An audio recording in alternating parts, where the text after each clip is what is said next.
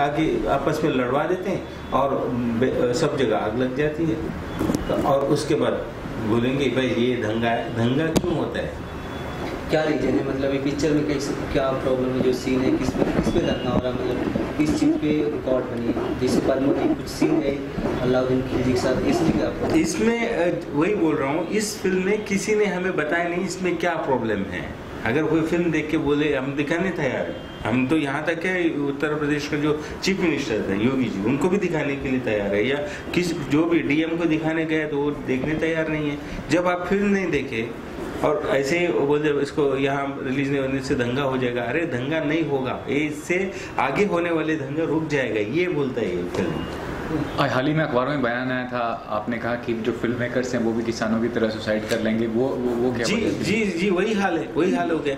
जैसा हम जो फिल्म मेकर्स है, फिल्म बनाने फिल्म का टिकट में जीएसटी जाता है, गवर्नमेंट को टैक्स जाता है, उसमें उसकी फिल्म बनते वक्त हम सारे टैक्स पे करते हैं। जितने एक्टर्स है सबसे ज़्यादा टैक्स पे ही है, कितना टैक्स भरते हैं हर आदमी, और हम लोग पेमेंट लेते हैं, उसमें हमारा टीडीएस कटता है, फिर वो हम लोग टैक्स रिटर्न फाइल करते हैं, उसमें से जाता है। ये सारे चीज़ गवर्नमेंट को जा रहे हैं हमारी तरफ से।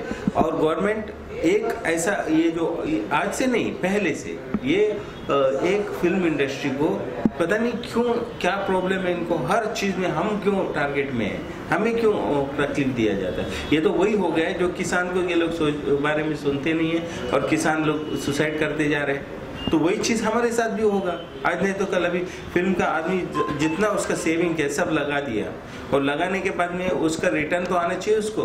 ठीक है, वो फिल्म अगर अच्छी नहीं है, बुरी है, ये तो ऑडियंस समझेगी ना। और उससे पहले ये लोग क्यों ऐसा कर रहे हैं? इन्फॉर्मेशन ये है कि आपने ओवरसीज के लिए कुछ और बनाया है, इंडिया के लिए कुछ और बनाया है कंटेंट, जो बाहर मीडिया के लिए उसके बारे में? नहीं, ऐसा नहीं है, एक ही सेंसर हुआ है, ओवरसीज़ के लिए भी, सब चीज़ के लिए एक ही बार सेंसर किया है, वो एक ही फिल्म है। हमने जब फाइनल जो यूए सर्टिफिकेट मिला हुआ है वही फिल्म है। और फिल्म के अंदर जब जो भी कम्युनल वायलेंस के ऊपर फिल्म बनता है, और ज़्यादातर क्या होता है उसमें ये सर्टिफिकेट दिया जाता है। बट इसमें क्या है ना कि हम बैलेंस करके लेके गए, इस वजह से ये फिल्म में कभी भी वो नहीं है। ना ये बोल रहे कि आपने दो बनाई है, मतलब मूवी दो बनाई है, एक ओवरसीज के लिए बनाई है और एक इंडिया के लिए? नहीं, ऐसा कुछ नहीं है, एक ही फिल्म है। ये कोई रूमर है, ऐसा कुछ नहीं है, अफवाह है। एक ही फिल्म है, जो यहाँ भी वही दिखेगा, ओवरसीज में भी यही दिखेगा। उसमें ये है भाईचारा की बात है, सद्भावना की बात है कि सब हिंदू मुसलमान हम सब एक है, कि जो दंगा हुआ वहाँ पे भी हिंदू लोग मुसलमान को हेल्प किए और मुसलमान ने हिंदुओं को हेल्प किए। हर कम्युनिटी में कुछ गलत लोग हैं, हिंदू में भी हो, मुसलमान में भी हो, हर पॉलिटिकल पार्टी में कुछ गलत है, वो हर गलत आदमी गलत होता है, वो कोई उसका कोई कम्युनिटी नहीं होता, उसका कोई कौम नहीं होता। ये है खबर। ये भी सुनने में है कि शायद आपने इतिहास के साथ छेड़छाड़ की है मूवी के अंदर। ये पद्मावती था ये, बिकॉज मेरा जो कैरेक्टर है बबलू का, ये इकलौता किरदार है इस फिल्म में जो कि लोगों को हंसाएगा, जहाँ लोगों को, बिकॉज फिल्म जो है बहुत सीरियस है। आप लोग जानते हैं कि मुजफ्फरनगर दंगे हैं तो दंगों पे ऑब्वियसली कोई भी चीज़ बनती है तो बहुत सीरियस हो जाती है। उस केस में क्योंकि ऑडियंस बोर ना हो, तो एक कैरेक्टर है बबलू जो कि देव मलिक का चड्डी बड्डी है, दोनों बचपन के दोस्त हैं। अब क्योंकि देव जो है वो बाहर चला गया था स्टडी करने के लिए, और बबलू की जो परवरिश है वो मुजफ्फरनगर की हुई है, तो ऑब्वियसली उसका जो टॉन है, उसका बात करने का तरीका हो या बोलने का हो, वो सब मुजफ्फरनगर का देसी आपको मिलेगा देखने को।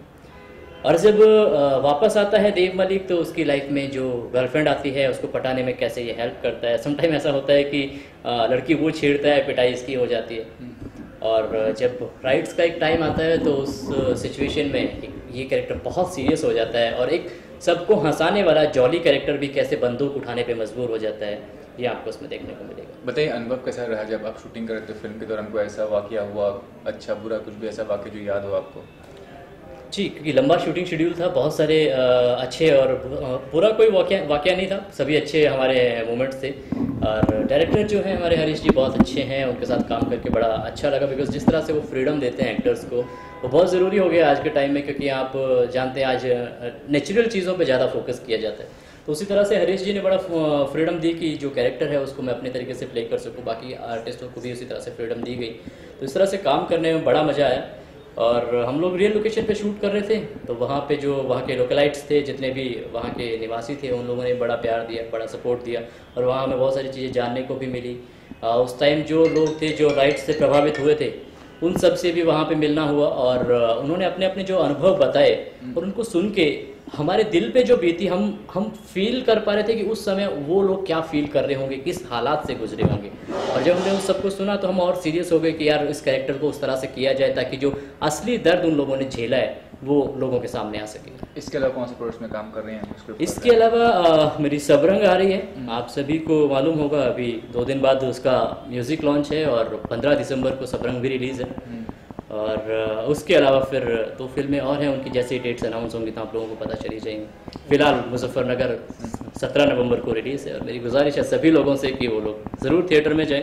आप थिएटर में जाइए, देखिए, फिल्म आपको मजबूर कर देगी तालियां बजाने पे, फिल्म आपको मजबूर कर देगी उसकी तारीफ करने पे। सर क्या कहना चाहेंगे? मुजफ्फरनगर में बहुत सारे विवाद अभी मालूम पड़ रहा है, विवाद हो रही पिक्चर को लेके, तो क्या कहना चाहेंगे? क्या इसलिए ऐसी वो है जो जिस कंटेंट जो प्रॉब्लम हो रही है? देखिए, जो भी विवाद हो रहे हैं, जो सुनने में आ रहा है, शायद इसलिए आ रहा है क्योंकि फिल्म का नाम मुजफ्फरनगर है। तो क्योंकि एक दुर्भाग्य की बात है कि मुजफ्फरनगर का जो नाम है वो आजकल वो जो 2013 में दंगे हुए थे उसी के लिए लिया जाता है।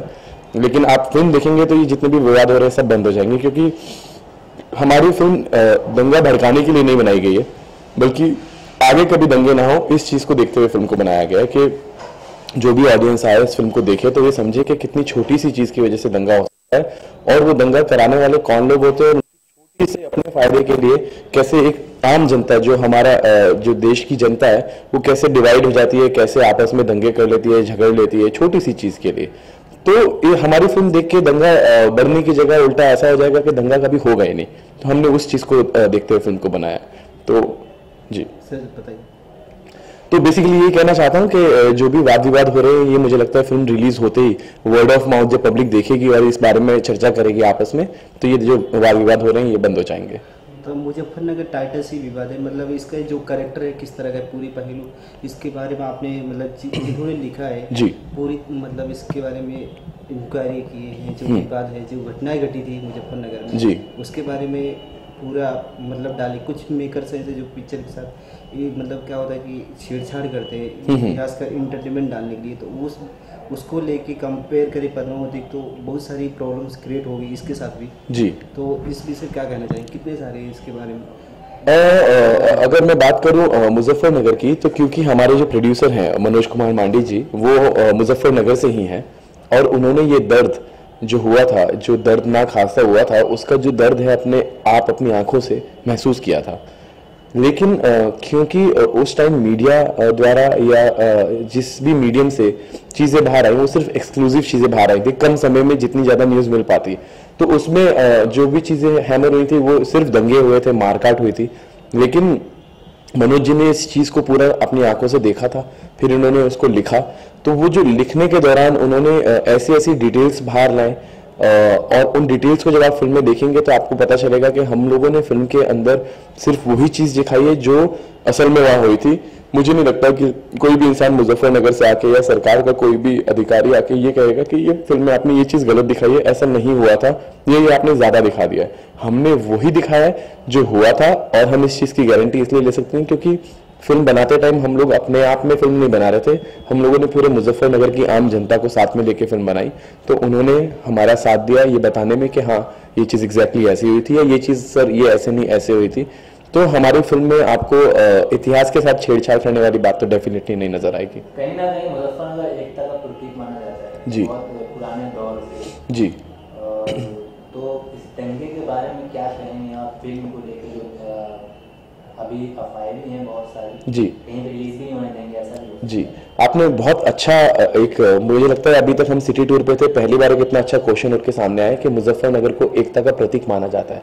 और ये बहुत ही अच्छी चीज़ है क्योंकि जितनी बार भी हमारे देश में हमारी आज़ादी से लेके 2013 तक जब भी कोई आज़ादी में अहम भूमिका दी मेरठ जी मुस्लिम हिंदू बराबर है बिल्कुल और उसी के पास में मुजफ्फरनगर बिल्कुल सहारनपुर है बिल्कुल। मैं खुद मेरठ 10 साल रहा हूँ, मैं पढ़ा हूँ मेरठ से, तो मैंने ये चीज़ें अपनी आंखों से देखी है। तो आप किसको दोषी मानते हैं? मेरा ये पूछना है। उस दंगे का जो आपने फिल्म भी बना ली है उस दंगे को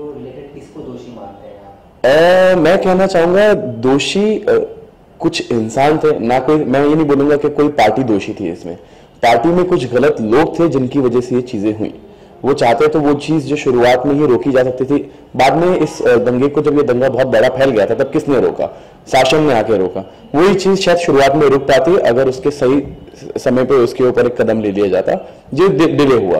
पार्टी दोनों अच्छी हैं, तीनों अच्छी हैं, जितनी भी पार्टीज हमारे देश में सब अच्छी हैं। उनमें कुछ एक लोग ऐसे हैं जो अपने पर्सनल फायदे के लिए चीजों को बढ़ावा देते हैं, और हमारी जनता कहीं ना कहीं आज भी उतनी मासूम है कि वो उनकी बातें सुनकर, मानकर अपने आप तैश में आकर कुछ गलत हरकतें कर बैठती हैं जो नहीं करनी चाहिए। तो आज योगी सरकार है जी, जब दंगे हुए थे तो समाजवादी सरकार थी जी।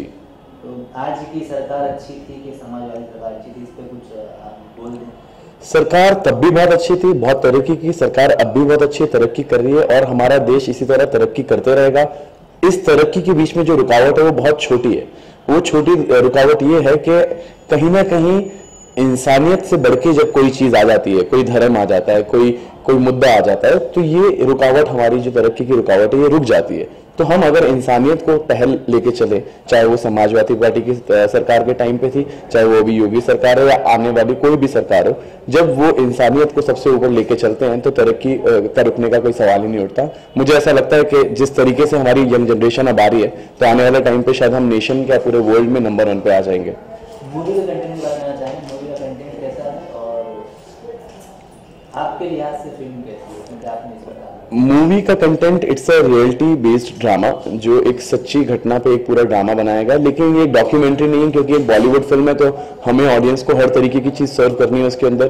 तो ये बेसिकली एक रियलिटी बेस्ड ड्रामा है।